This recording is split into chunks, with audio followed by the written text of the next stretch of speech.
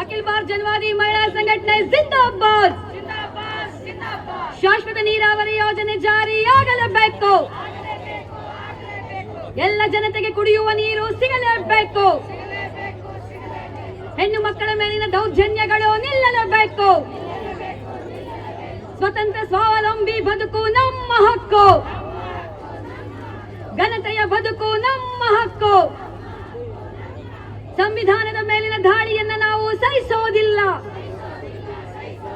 ಬಡವರು ಮಹಿಳೆಯರ ಮೇಲಿನ ದಾಳಿಯನ್ನು ನಾವು ಸಹಿಸೋದಿಲ್ಲ. ಸಮಾನತೆ ಮೇಲಿನ ದಾಳಿಯನ್ನು ನಾವು ಸಹಿಸೋದಿಲ್ಲ.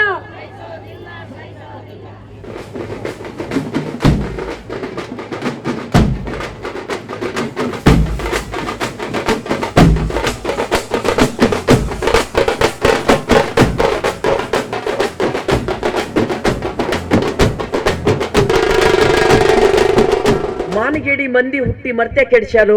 ಯಪ್ಪ ಉಡಾಳ ಮಂದಿ ಊರು ಒಳಗ ಹಿಡ್ಸಲ್ದು ಹೋದರು. ಗಪ್ಪ ಹೊಡೆಯುವ ಅಪ್ಪಗಳು ಹೆಚ್ಚಿಗಾದರು. ಬಡವನ ಹೆಂಡತಿ ಚೆಲುವಿ ಕಂಡರ ಬಡ್ಡಿ ಕೊಡ್ತಾರು. ಈಗಿನ ಸಾಹುಕಾರರೆಲ್ಲ ಹ್ಯಾಂಗ್ ಆಗ್ಯಾರು. ಯಪ್ಪ ಬಡವನ ಹೆಂಡತಿ ಚೆಲುವಿ ಕಂಡರ ಬಡ್ಡಿ ಕೊಡ್ತಾರು. ಆತ್ಮೀಯರೇ, ಇವತ್ತಿನ ದಿನ ಅಖಿಲ ಭಾರತ ಜನವಾದಿ ಮಹಿಳಾ ಸಂಘಟನೆಯ ಈ ಸಮ್ಮೇಳನದ ಸಂದರ್ಭದ ಒಳಗ ನಮ್ಮ ಸ್ಪಷ್ಟ ಘೋಷಣೆ ಅದ. ಕೋಲಾರ ಜಿಲ್ಲೆ ಒಳಗ ಶಾಶ್ವತ ನೀರಾವರಿ ಆಗಬೇಕು. ಶಾಶ್ವತ ನೀರಾವರಿ ಬೇಕೇ ಬೇಕು.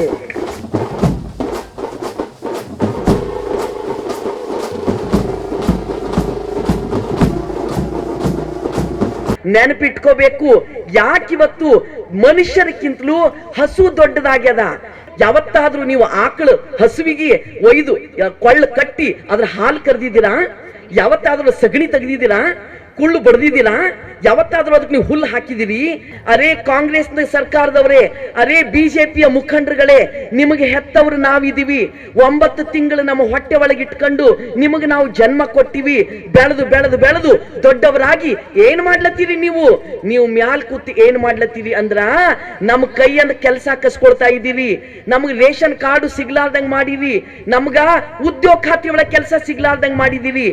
ಇವತ್ತಿಲ್ಲ ನಾಳಿಗೆ ನಮ್ಮ ಹೆಣ್ಮಕ್ಳು ಒಕ್ಕಟ್ಟಾಗಿ ನಿಮಗೆ ಬುದ್ಧಿ ಹೇಳ್ತಾರ.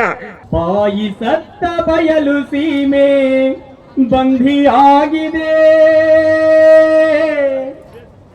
ನಿಂತ ನೆಲದಲ್ಲಿ ನ್ಯಾಯ ಎಲ್ಲಿ ಹೋಗಿದೆ? ಬಾಯಿ ಸತ್ತ ಬಯಲು ಸೀಮೆ ಬಂಧಿಯಾಗಿದೆ. ನಿಂತ ನೆಲದಲ್ಲಿ ನ್ಯಾಯ ಎಲ್ಲಿ ಹೋಗಿದೆ? ಬಾಯಿ ಸತ್ತ ಬಯಲು ಸೀಮೆ ಬಂಧಿಯಾಗಿದೆ.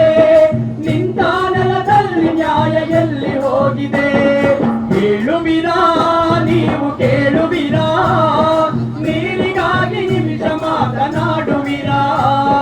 ಹೇಳುವಿರಾ ನೀವು ಕೇಳುವಿರಾ? ನೀರಿಗಾಗಿ ನಿಮಿಷ ಮಾತನಾಡುವಿರಾ?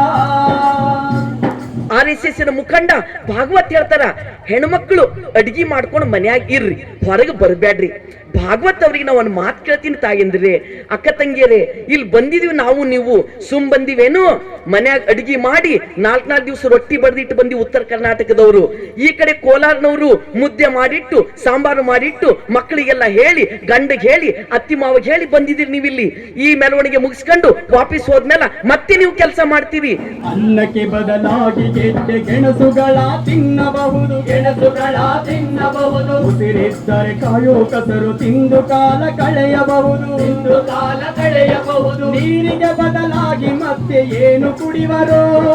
ಎತ್ತು ಎಮ್ಮೆ ಕುರಿ ಕೋಳಿಯ ಗೋಳ ನೋಡರು. ನೀರಿಗೆ ಬದಲಾಗಿ ಮತ್ತೆ ಏನು ಕುಡಿವರು?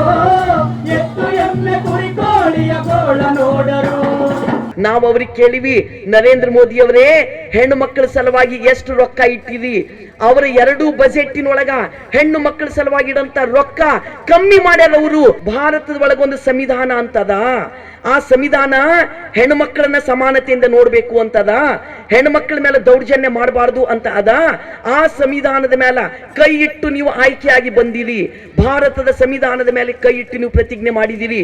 ಕುರ್ಚಿ ಮೇಲೆ ಕೂತ್ ಕೂಡಲೇ ಮನುಸ್ಮೃತಿ ಜಾರಿ ಮಾಡ್ತೀರಾ? ಸಾಧ್ಯ ಇಲ್ಲ ನಿಮ್ಮ ಮನುಸ್ಮೃತಿ ಜಾರಿ ಮಾಡ್ಲಿಕ್ಕ. ಜೀವಜಲ ಹರಿದು ಬಂದ ದಾರಿಗಳ ನುಂಗಿದವರು ಪ್ರಾಣವಾಯು ಗಾಳಿಯೊಳಗೆ ಪಾಷಾಣ ಬೆರೆಸಿದವರು ಬೆಳಕು ಎಟುಕಲಿಲ್ಲ ಕೈಗೆ ಅದಕ್ಕೆ ಬಿಟ್ಟರು, ಸಿಕ್ಕಿದರೆ ಮಾರ್ಕೆಟಲ್ಲೇ ಮಾರುತ್ತಿದ್ದರು. ಬೆಳಕು ಎಟುಕಲಿಲ್ಲ ಕೈಗೆ ಅದಕ್ಕೆ ಬಿಟ್ಟರು, ಸಿಕ್ಕಿದರೆ ಮಾರ್ಕೆಟಲ್ಲೇ ಮಾರುತ್ತಿದ್ದರು.